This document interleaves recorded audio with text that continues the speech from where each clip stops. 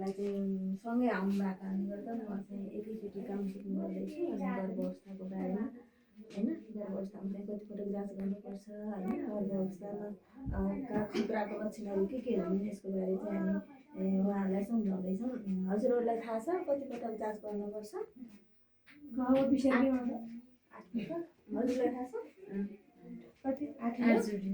तपाईँलाई अब सुनेन मैले 8 भनेको थाहा नै छ विषय के। हामीले चाहिँ गर्भावस्थामा 8 पटक जाँच गर्नुपर्छ।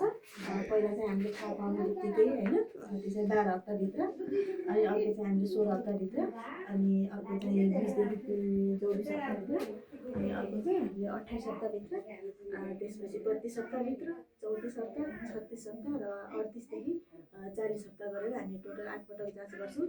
र यसबाहेक चाहिँ हामीले कुनै पनि समयमा कुनै खतरा भयो अथवा कुनै समस्या भयो भने चाहिँ हामीले कुनै पनि बेला जाँच गर्न सक्छौँ होइन। अनि हजुरहरूलाई के नयाँ कार्ड आएको छ, यसमा चाहिँ सबै हजुरहरू चाहिँ केही चाहिँ अलिकति भए पनि थोरै पढेको मान्छेले चाहिँ, थोरै पढ्न सक्ने मान्छेले चाहिँ आफै पनि पढ्न सक्नेछ। अनि हामीले यसमा लेखेको छ सबै कुराहरू चाहिँ कतिपटक जाँच गर्ने होइन, के खाने कति हप्तामा यहाँ सबै लेखिदिएको छ होइन। अनि गर्भावस्थामा चाहिँ के खानु भन्ने नि अझै 8 पटक, त्यो चाहिँ रेगुलर हामीले स्वास्थ्य कर्मीको सल्लाह अनुसार चाहिँ रेगुलर जाँचहरू गर्ने होइन। अनि भिडियो एक्सरेहरू अवस्थामा देखा पर्न सक्ने खतराको लक्षण एकदमै धेरै टाउको दुख्यो भने आँखा तिमिर भएर चाहिँ के हुन्छ धमिलो देख्ने भएन होइन। अनि एकदमै कडासँग चाहिँ टाउको दुख्न थाल्यो भने त्यसले चाहिँ हात खुट्टा अर्को भएर काम छुट्न लाग्यो भने हामी भन्छौँ एकदम काम हुँदा के भन्नुहुन्छ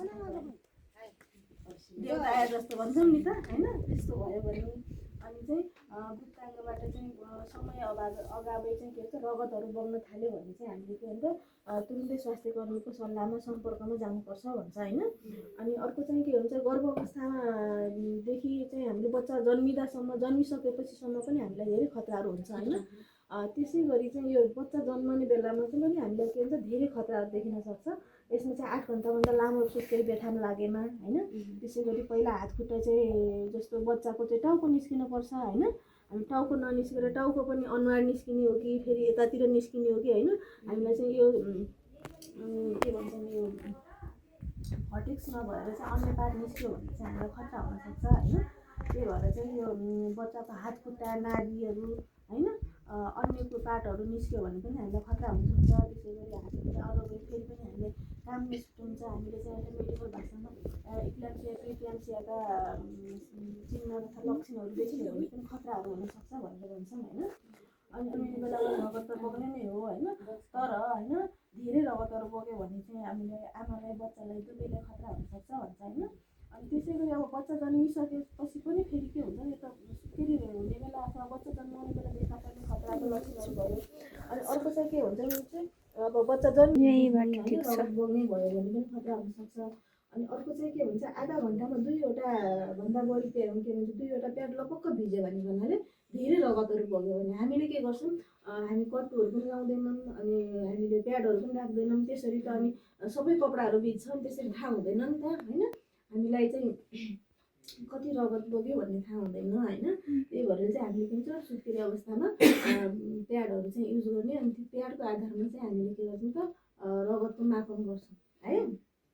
अनि त्यस्तो भएमा चोक्टा हुन्छ नि एकदमै गिल्का झऱ्यो भने पनि चाहिँ खतरा हुन्छ होइन। धेरै रगत बग्यो भन्ने बुझ्छौँ। त्यस्तो भयो भने के भन्छ सुरु स्वास्थ्य कर्मीको सम्पर्कमा हामी जानुपर्छ। धेरै रगत यो चाहिँ सुत्केरी अवस्था हो रगत बग्छ भनेर चाहिँ घरै नबसिराख्ने कि होइन।